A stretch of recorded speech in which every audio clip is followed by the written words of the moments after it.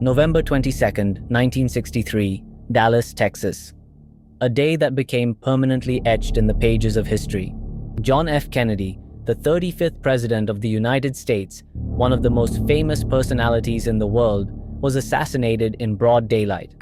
You replay that day in your mind, and it never goes away.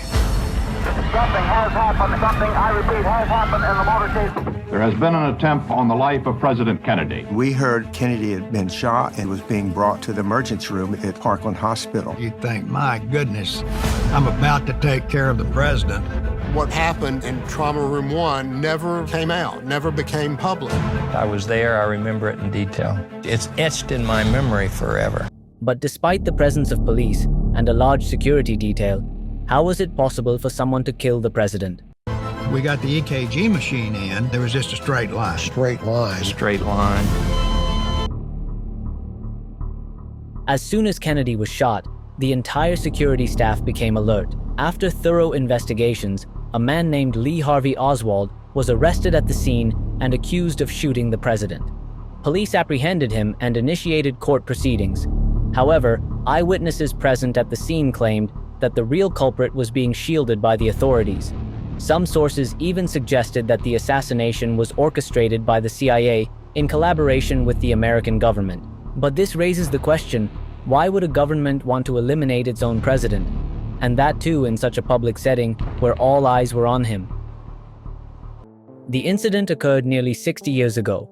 While the public was mourning the death of their beloved president, countless unanswered questions arose. Questions that not even the government could answer. It is widely believed that the CIA concealed crucial information related to the investigation, potentially shielding the real culprit.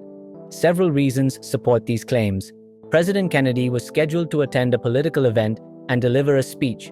Despite having a shorter and safer route available, a longer, more vulnerable route was selected. 8 days before the event, it was confirmed that Kennedy would be attending. However, the public had no information about his exact route. Typically, when political figures travel, the shortest route with minimal stops is chosen to ensure their safety. Yet, Kennedy's motorcade traveled through the heart of the city, passing through a location that provided the perfect opportunity for an attack. While many believe that the CIA intentionally selected this route to create multiple opportunities for the shooter, the truth was different. President Kennedy himself chose this route. He wanted to pass through the public areas to strengthen his connection with the people, but someone had clearly calculated this route in advance and prepared to exploit it. Deeper investigations revealed that the shooter had meticulously planned the attack. The Texas School Book Depository, from where the shots were fired, was strategically prepared. Interestingly, most of the library staff had been laid off 2 months before the attack. However, one person was newly hired, Lee Harvey Oswald, the very man accused of shooting the president. This raised suspicions. Was Oswald's hiring a mere coincidence or a premeditated plan? It was discovered that Oswald took a day off for the first time just a day before the attack, but returned to work the next day, acting completely normal. When the motorcade passed by, he was alone on the 6th floor, while his colleagues were out for lunch, unaware of his intentions. At precisely 12:30 p.m., as President Kennedy's motorcade passed the Texas School Book Depository, Oswald fired. 2 shots were heard. One struck Kennedy in the head, the other in the neck. The sound of gunfire caused chaos among the crowd. Coincidentally, a photographer captured the entire incident on film. The footage showed the shots being fired from the 6th floor window of the library.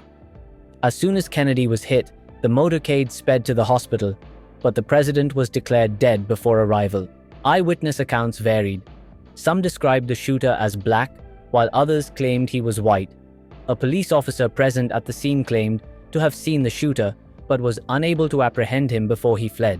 Police quickly sealed off the area and began interrogating the library staff.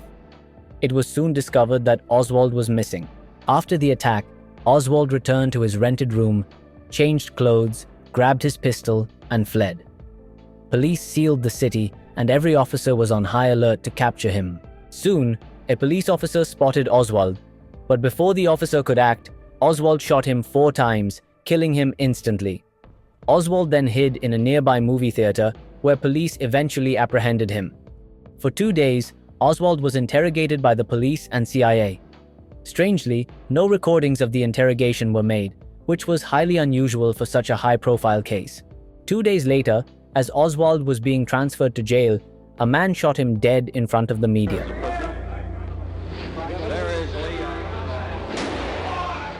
This marked the end of the official narrative. Many people believe Oswald was not the real shooter. Just before his death, Oswald maintained in front of the media that he was innocent and had been framed. Police, however, claimed that Oswald meticulously planned the assassination. He secured a job at the library specifically to execute the attack. On the other hand, those who believed Oswald was innocent argued that if his plan was so perfect, why did he fail to plan his escape effectively? Some suggest Oswald was killed by the very people who framed him to close the chapter forever. Others believe that the FBI and CIA were involved, as they were the first to know the president's route. Several critical pieces of evidence were also suspiciously lost. 3 bullet casings found at the library window were never officially recorded. Additionally, a mysterious woman wearing a scarf was seen taking photos during the attack. These photos reportedly showed critical details from the library. It is believed she was part of the conspiracy tasked with documenting the event. However, she was never identified or apprehended. This is the story of how one of the world's most famous leaders, President John F. Kennedy, was assassinated, and the case was swiftly closed. Let us know your thoughts in the comments. If you found this story fascinating, like the video and subscribe to the channel. We'll see you soon with another mind-blowing story.